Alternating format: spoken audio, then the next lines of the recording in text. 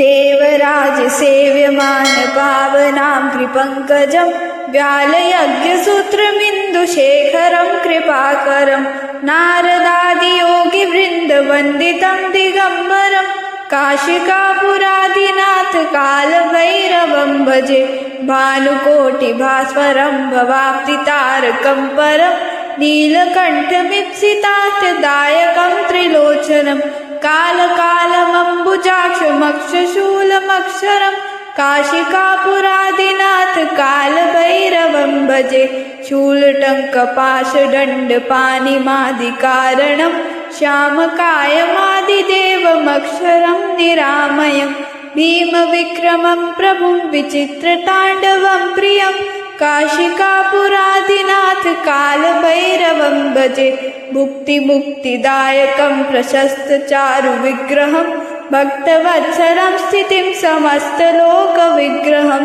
विनिच्चनो मनोज्ञहेम किंकिनीन सत्कटिं काशिकापुरादिनाथ कालभैरवं भजे धर्मसेतुपालकं त्वधर्ममार्गनाशकं कर्मपाशमोचकं सुशर्मदायकं विभुं स्वर्णवर्णशेषपाशशोभिताङ्गमण्डलं काशिकापुरादिनाथ कालभैरवं भजे रत्नपादुकाप्रभाविरामपादयुग्मकं नित्यमिद्वितीयमिष्टदेवतं निरञ्जनं मृत्युदर्पनाशनं करालदृष्टमोक्षणं काशिकापुरादिनाथ कालभैरवं भजे अष्टहासभिन्नपद्मजाण्डकोशसत्तटिं हष्टिपातनष्टपापजालमुग्रशासनम् अष्टसिद्धिदायकं कपालमालिकाधरं काशिकापुरादिनाथ कालभैरवं भजे भूतसङ्गनायकं विशालकीर्तिदायकं